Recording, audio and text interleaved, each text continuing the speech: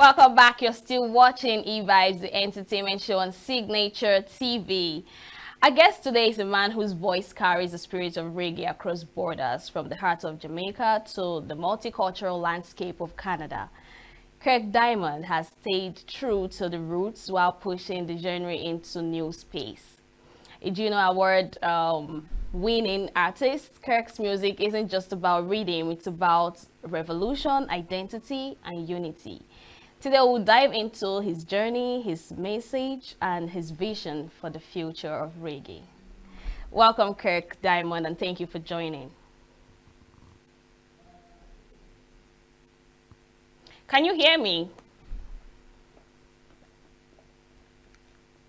Yeah, I can. I think I can hear you. See, All right.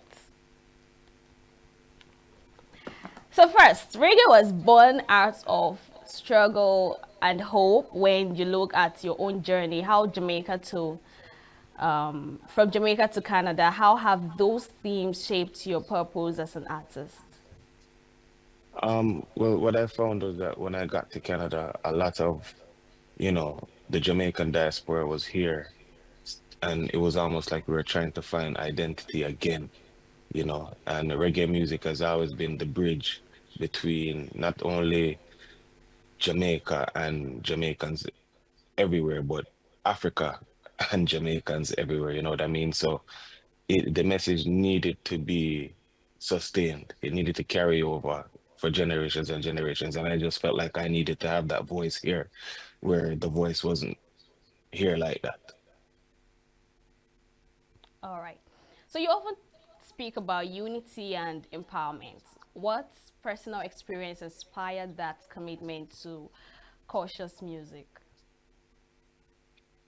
Just, you know, the way I was brought up, with my parents and all that, and we found that, sometimes when I just got to Canada and even before, like every time you turn on the news, it was always, you know, Jamaicans are involved in this, Jamaicans are involved in that. And then when you go on the streets, you realize that a lot of us are having a hard time. So, you know, the music that I try to deliver is one, yes, of unity, but of inspiration and motivation as well to get people on the right side, on the good foot, as they say. Interesting. So, as a reggae artist in Canada, do you ever feel pressure to fit in with mainstream sounds, or do you see your uniqueness as your power? Yeah, that's always you know, a struggle, when you go to a party or you turn on the radio and the music that is being played isn't sounding like yours. It's almost as if you're not accepted in your own space, so to speak.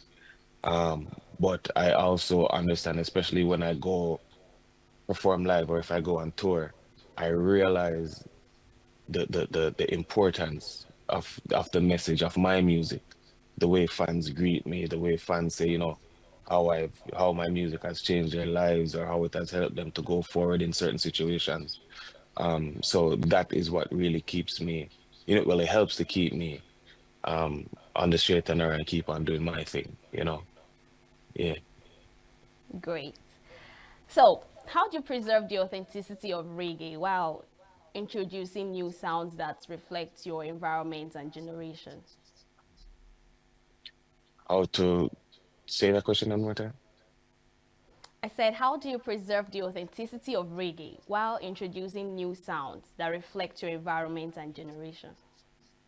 I mean, it comes from having to understand, the culture itself, understanding that where it's coming from, just to have a better way of where to go. You know what I mean? Nothing can stay the same forever. So there's always evolution. There's newer technology now than there was in the 60s when reggae was being created. And we just, this is our time. And just like the next generation after us is going to do something completely different, but it still be authentically reggae. So I don't really worry about that. I just make sure that I do my job. Okay. Now, the global music scene changes fast. Afrobeats, dancehall, and fusion sounds dominate. How does reggae stay relevant without losing its roots? In fact, as a matter of fact, Afrobeat is literally looking like it's taking over. So how does reggae stay relevant without losing its roots? I mean, it's the same people, you know. Like there's a lot of similarities in both, right? It's just the message at the end of the day. Afro beats is something like when you go out, you hear the Afro beats and everybody's having a good time. And sometimes the message in the dance hall or the reggae isn't the same feel good type of music. You know what I mean? So, everything has its purpose, everything has its place. Um, I have done collaborations with Afrobeats artists, which they till this day is my biggest streaming songs, and I just try to keep the reggae side of the song authentic, just like how, my collaborators keep the Afro side of it authentic. And I think it brings everybody together again, unity through music. Absolutely. You've mentioned being more than a musician, that you see yourself as a messenger. What message do you want to leave behind, I mean, through your art? I mean, the message is always love, it's always love for one another, never getting too caught up in the stuff that will hurt us. You know what I mean? Nothing unites us more than music. There's no sport, no politics, no religion that unites the people 100% like music does. So when I go to a show and I look out into the audience, there's many different races, many different cultures, all there in the name of music, in the name of love. There's no one cares about where this person is from. No one cares about what political beliefs they have, what religious beliefs they have. They're there for the love of music and the love of humanity. So, that's all that I can try to sustain and keep on pushing forward. Great, great. Canada is a multicultural space, right? So how Right. does the diversity influence your storytelling and your connection with audiences? I mean, it gives you a different perspective being around people from Asia, whether it's like China, India. Um, there's a lot of, people from Africa here as well. A lot of people from all over the world, So being in what we call a melting pot, we hear the stories and we realize that people aren't as different as it may seem. A lot of us are having the exact same the exact same experience. So, I speak to that in my music, so yeah. And it makes you appreciate cultures as well and makes you want to travel and see other parts of the world just based on a little small taste that we may get here. Interesting. I would like to know, how important is spirituality in your creative process and daily life as an artist? It is probably the most important,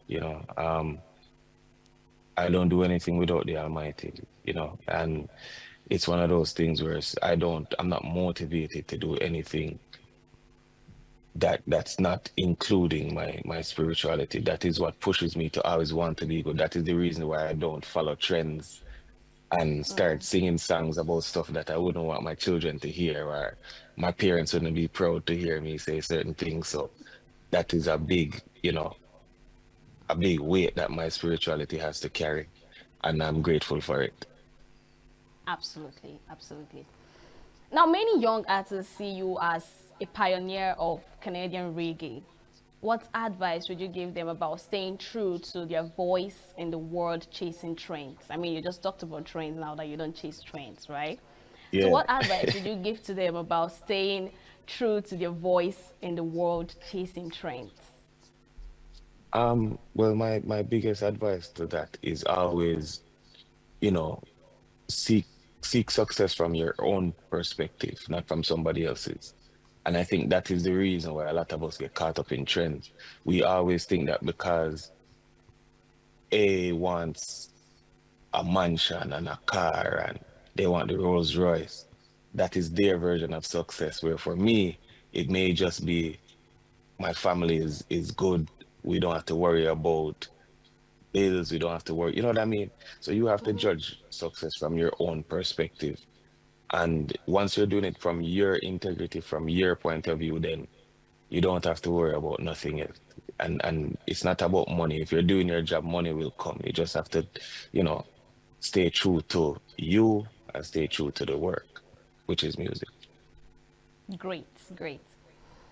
Now, Kirk, what legacy do you hope to your name, and what legacy do you think will stand for in years to come? Um, that I did it from a place where we were told that it was impossible to do it. You know what I mean? Like when you think about reggae music, nobody in the world thinks about Canada. You know, everybody thinks about snow and skiing and Drake, right? And for me to be successful in this place doing reggae music, um, I've toured this country so much times with so much fans that are from Canada. A lot when we were starting out, they told me that it was impossible. I would have to either go back home or move to the UK, and that just isn't the case. So I just, I'm grateful for my experience. I'm grateful for every blessing that I got, and my legacy should be I did it from a place where they said it was impossible, and we were able to speak good music to a people that they said they don't want it. Impressive. All right. You first won a Juno rather, with Greater in 2018. Mhm. Looking back, how did winning that award change your mindset and approach to making music? Um, to be honest with you, when I won the Juno in 2018, um, it was almost like a relief. Like, you wanted something so bad and you finally get it, and then it was like, what is next? What do I do now? Now that I have this trophy, now that I have this award, and it was something that I've seen a lot of people win it, and it almost became like that was their only motivation of doing music to get this award and keep on getting this award because of the dopamine, because of that high, as they say, from getting it. And I had to take a step back from it and realize that my message, my purpose is the music, not necessarily the award. But I'm grateful for the award just because it has opened a lot of doors. Um, especially like what I was speaking about earlier, where being from Canada and singing, or being in Canada and singing reggae music, no one wanted to hear it. And I think me winning the Juno Award, that made everybody pay attention to, like, okay, who is this now? Why is Michael Bublé talking about Kurt Diamond? You know what I mean? Why is The Weeknd taking pictures with Kurt Diamond and all these stuff? So it's like that really helped give me a jolt into the industry to be like, okay, this person needs to be taken seriously. And yeah, that's about it. All right. Now, Reggae Party in 2023 earned you another Juno, this time collaborating with Finn and Cairo McLean. What was it like winning with collaboration, and how does teamwork influence your art? Um, well, teamwork is always what they say make the dream work, and working with Finn is my producer, and working with Finn is always easy. It's always one of those things where it's like, Kirk, I have this, come to the studio right now. Okay, sir, I'm on my way. Um, and we've always had that working relationship for years, you know. And working with Cairo at the time, I believe he was 14 years old. And, we wanted to see him be the future of reggae music in this country because he's a born Canadian, but his reggae knowledge is as if he was in the room when reggae was being created. He's a sure a prodigy, as they say. And we just wanted to help him, give him that step forward, and be for him what there was none of that for me, which was a helping hand, a guide to be like, this is how you do it, this is how you move in the industry, and here is help if you need it. And I'm just glad that it worked out in his for all of us. It worked out in the best case scenario for all of us. Interesting. Now, your 2024 win for the album Dread solidified back-to-back recognition. What does that consistency mean to you, especially in a genre that often struggles for mainstream visibility? Um, it was for my own personal, I'm the second artist in the history of the category to do back to back. Um, so that was like a nudge to say, well then, I'm amongst greatness, so to speak, where that is concerned. Um, and it just also it's a nod to the work that we've been putting in because believe me when I tell you that when it's recording time and when it's creating music time, there's I hardly sleep. Like most of the time, it is in commute, going from home to studio, and all of this being done while writing two other albums at the exact same time for other artists and myself. So, for something like that to pay off, and we're doing all of this, like I said, while writing other albums, recording albums, doing shows after shows after shows. So a lot of these songs from the Jet album is actually in hotel room or backstage at the concert being recorded, stuff like that. So for it to pay off, it let me know that the world was operating correctly. Yeah, Yeah, because absolutely. we put in so much work, you know. Yeah. So, Kirk, you recently performed at Botswana where you were able to achieve your mission to use reggae Hmm. as a bridge between cultures and continents and uniting people through music. Were you able, and how do you feel achieving that particular mission? Just to just to visit Africa, as you can tell, there's a smile on my face. Just to visit Africa, right? Go return home to Africa. Um, I think just to make the story a story, I didn't sleep the first 3 days that I was there. I was just like overwhelmed, like overstimulated that I was actually on the continent. Like Yeah. literally couldn't sleep, couldn't eat. People were asking me if I was okay because I didn't have the words to to speak to anybody. So after this, I have to apologize to people if I made them feel uncomfortable. It was just wow. You know what I mean? I'm the first person from my entire bloodline on both sides to ever return to Africa.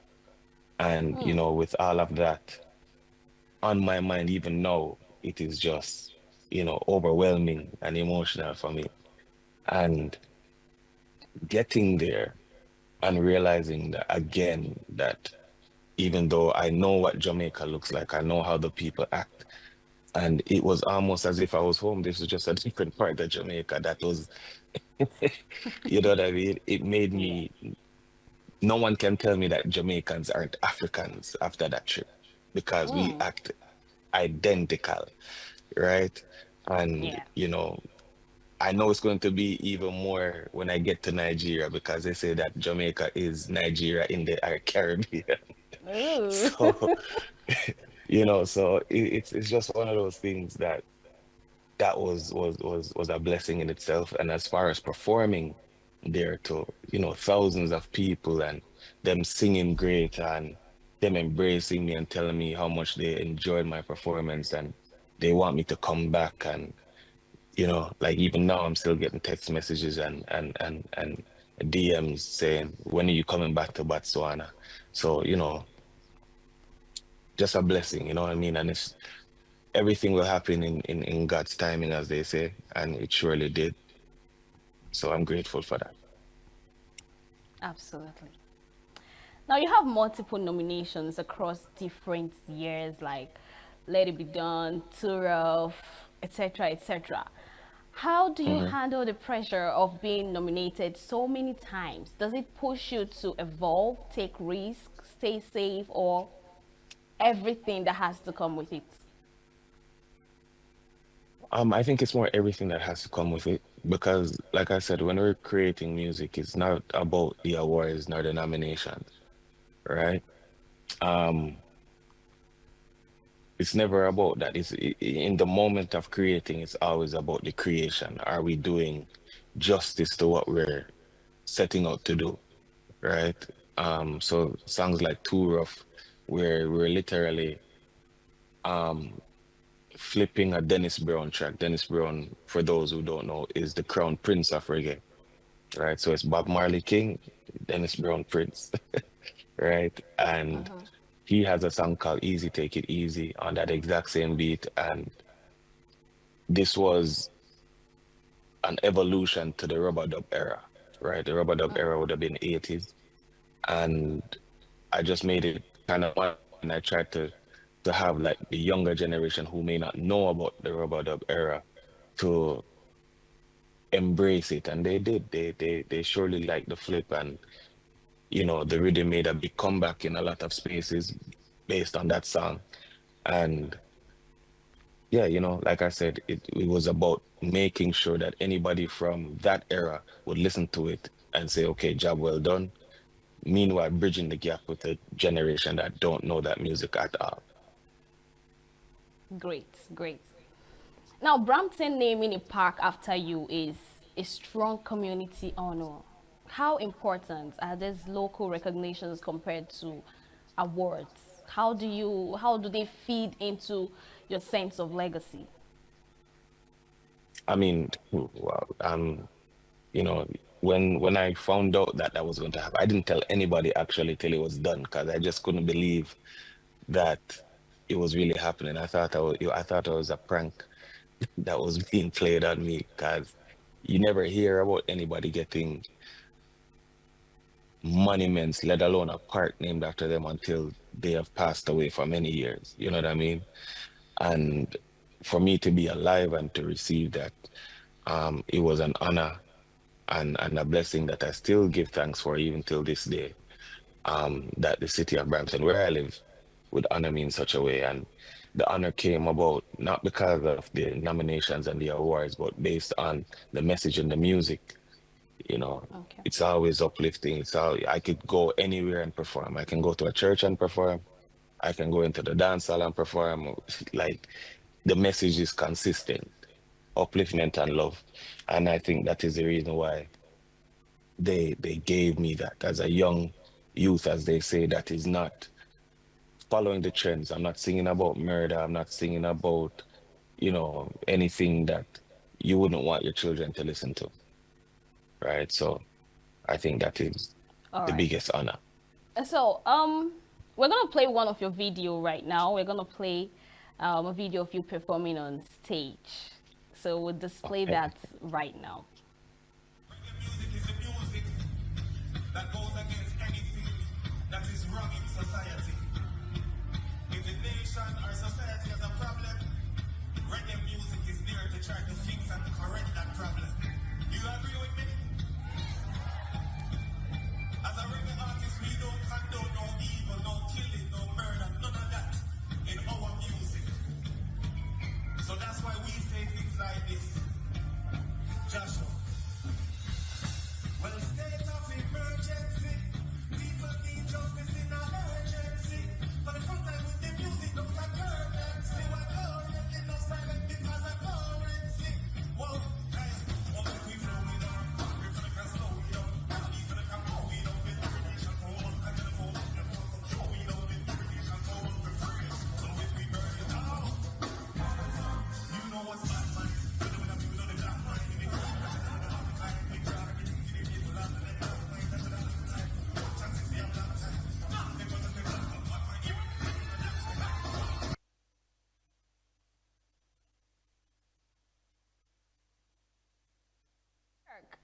What role has winning these Junos played in opening doors for you in collaboration, exposure, or new markets? Um, it opens doors in places that, especially in Canada, a lot of people, whenever they hear reggae music, they only think about Bob Marley. right? So for me to win and be nominated consistently, it gave those people that only recognize Bob Marley like a nudge to say, hey, who is this person? Maybe you should go listen to their songs. And when they do, they find that the message isn't different. It's a continuation without it being a cover act. I'm not singing Bob Marley's music. You know what I mean? It is Kurt Diamond's music. It's from Kurt Diamond's perspective. Um, as much as Bob Marley's music is, it transcends through time, they now can say, well, there's more to reggae music than just Bob Marley, right? And I hope that what that does is it sends them down a rabbit hole, so to speak, where they can discover other reggae acts or other reggae artists that has the same message and see that we too take music very seriously. We fuse reggae with jazz. We fuse reggae with blues. We fuse reggae with rock. Like Bob said, roots rock reggae. We do all of that, and the Junos has allowed a lot of doors to be open where I'm able to go and perform on a rock festival. I can go perform at a jazz festival, which I've headlined, as a reggae artist headlining a jazz festival. And I believe that year it was Andre 3000 from the Outcast that was headlining as well on another day. So, just to say that my name is in these lights with these, celebrities or these big stars. The Junos have surely paved the way and opened doors for me in that regard. Great, great. Now, I would like to know, were there moments where you felt overlooked or disappointed in nomination cycles? And how did you stay motivated through those periods? Yeah, there's have been losses that, you know, hurt because I felt like I deserved it, but it's never anything that, it's never anything that I take too personally because I know that just as much as I work hard, everybody else that is nominated is working just as hard, you know, and I love to see when people fulfill and get rewarded for their work. Me being nominated, and I've won so much times already, I like to see when new people come, or even if you've been there consistently nominated and you finally get that one. I love to see the joy, on their faces and the relief of finally winning. But yeah, man, there's surely been some that, trust me, hurt. All right, all right. So with dread and past wins, yeah, how do you Hmm. balance meeting expectations set by your past awards while still pushing your sound forward? Say that one more time. I said with dread and past Hmm. wins, right? How do you Hmm. balance meeting expectations set by your past awards while still pushing your sound forward? Oh, that is probably the easiest part because I'm always working. I'm always working. So, while Jed was being nominated for the Juno when it won, we were already 90% done the next album. And I was halfway through writing the book that goes with that next album.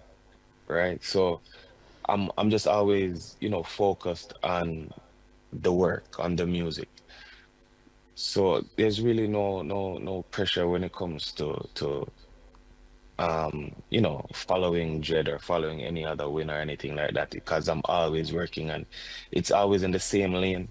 The only thing that changes now is that now that I've been to Africa, like I have now there's more stuff that I didn't know how to say. Now I want to say it. So it's just about figuring out how to get it on and collaborating with more artists from the continent and have an African perspective, either album or EP. That's the only thing now that I'm trying to figure out how to execute. All right. Now, do you think awards help reshape how reggae is perceived in Canada and abroad, particularly conscious reggae? And What would you like your wins to inspire the young reggae artists? Well, that's the thing, right? There's rumors that, if you're doing conscious reggae, then, you know, we don't get anything. We won't, no one will want to hear it, or you won't be awarded for it. And that is because, the hype is always so loud. The dancehall artists that are touring, their social media is always so loud, is always so enticing, especially to the younger people. Um, but with the awards now for the conscious music and stuff like that, trust me, everything has its space, right? So it's never just as though there's a lot of dancehall fans, there's a lot of reggae fans as well, all over the world. Um, there's places in the world that dancehall isn't played, it's just reggae music, you know. But these are things that, we hardly get to hear about because social media is so loud when it comes to pushing trends or pushing, what's new, what's hot. But, reggae is a slow burn. So you'll be all right. Okay, so before we let you go, yeah, having Hmm. achieved multiple milestones already, what's the next big benchmark or dream award you want to win, or project you want to be recognized for? Um, I have well, like I said, the book that I wrote for the next album, that next album's called Poetic Revolution. And I wrote a book that goes along with the album. So every song on the album is actually a chapter in the book. And I think writing the book, I that is what I want to be recognized for, that I actually made some piece of literature that can be read, that can be held and read. Because I don't think we push reading enough as a culture, you know. So yeah, maybe that.